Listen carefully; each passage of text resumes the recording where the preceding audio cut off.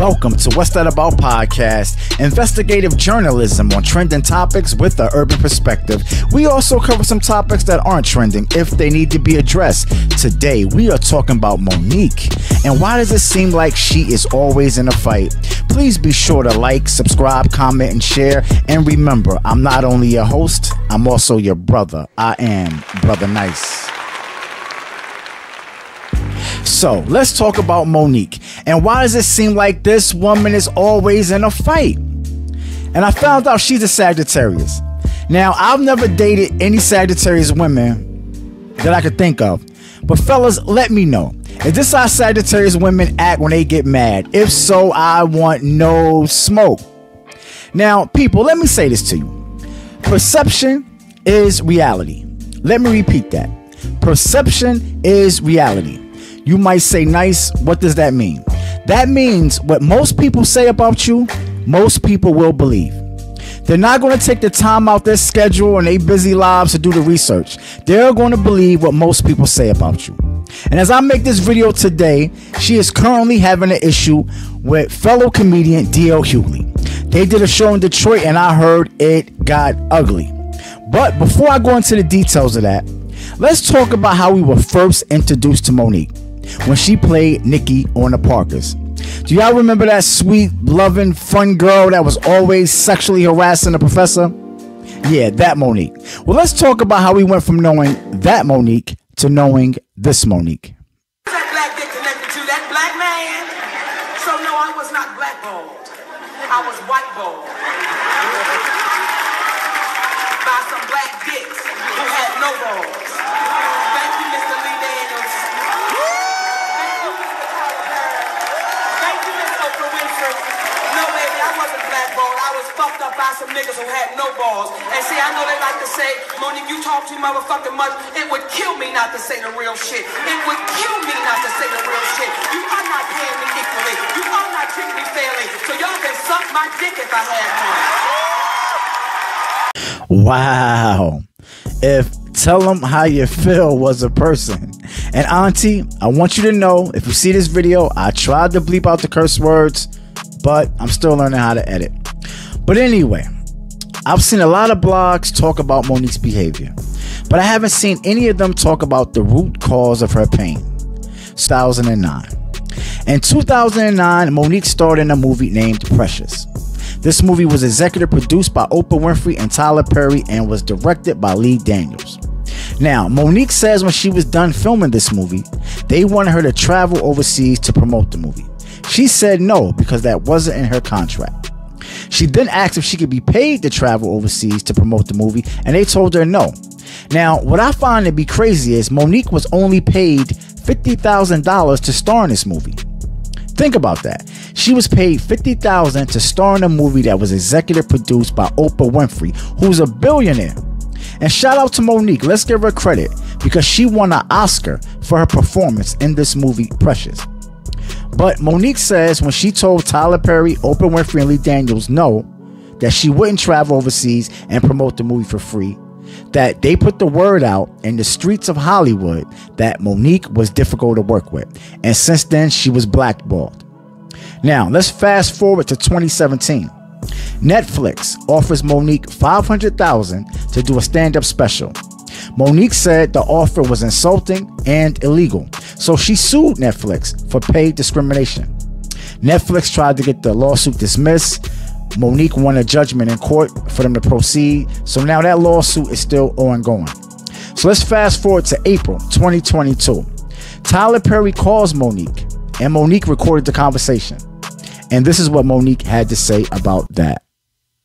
Now, when Al Sharpton heard the tape, because he heard it, he said, that man is wrong, and you're like my daughter, so I'm going to have to call him up. Kevin Hart heard the tape. He said, Mo, I called him, and he said he don't want to revisit it. And I didn't push that. I was grateful that he kept his word, and he called. Our mutual friend, when I explained what was really going down, she was like, I'm not with that. Let me call him. And she called him. And he said, I don't want to revisit that. Then he called back while we were on the phone, and he said, no, I changed my mind. I will meet with Monique, but not with her husband. And then she has to apologize to me and Oprah Winfrey for saying that we had anything to do with ruining her career.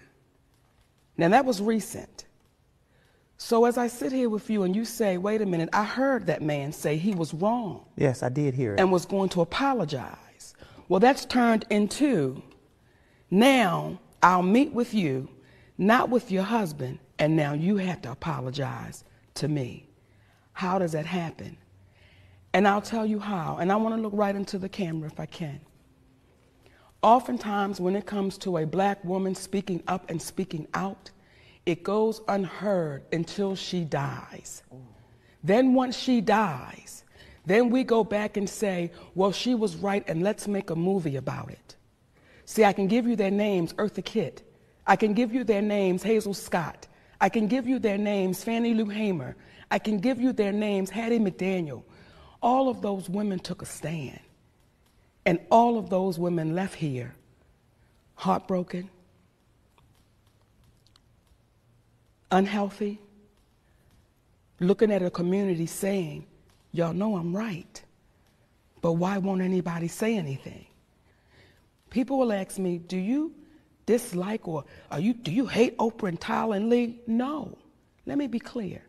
I love those people. We love those people. My husband and I love, they're our brothers and sisters. And as my husband always say, Mama, we ain't calling nobody out. We simply calling them up to say, listen, let's make our community better by making it right. Not keep running and hiding behind what you consider is your power.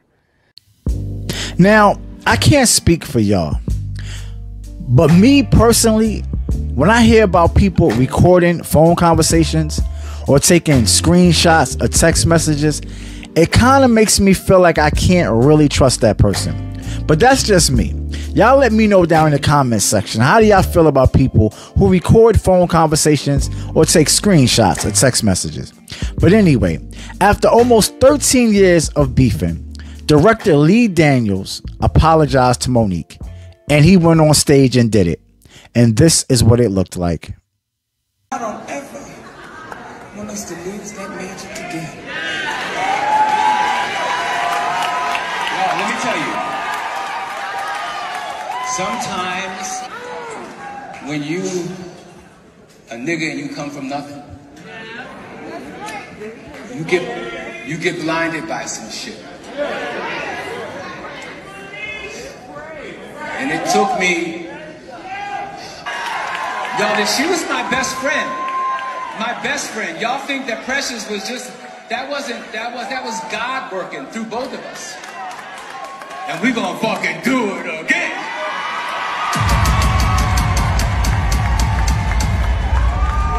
When I seen that video, I was so happy for Monique, because she's been waiting almost 13 years to get this apology from Lee Daniels, and she finally got it. And normally in life, when someone waits that long to get an apology, they don't ever get it. And shout out to Lee Daniels, man, because he didn't even have to apologize to her. But for him to go on stage and do it publicly, we got to give him credit for that. So Monique ends one fight, and then she starts another fight. Now she's beefing with fellow comedian D.L. Hughley. So they both did a show at the Fox Theater in Detroit, Michigan. The mix-up was that the promoter told Monique and told D.L. Hughley that they would both headline the show. Now, to anyone out there watching who doesn't know what the headliner is the act that closes the show at the end of the night. And it's the act that normally gets paid the most.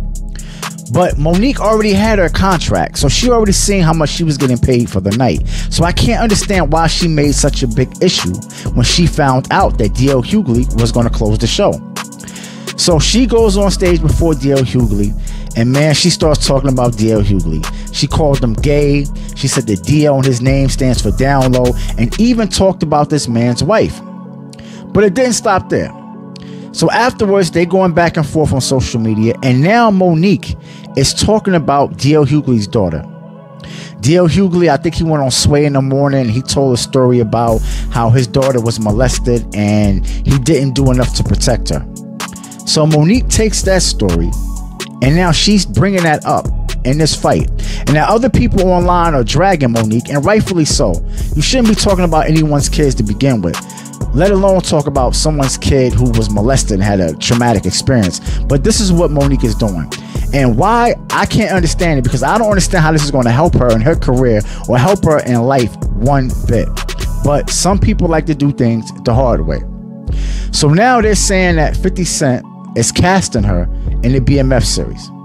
And I hope all goes well. I hope there's no issues between her and 50, because we all know that 50 Cent real name is Petty Eddie.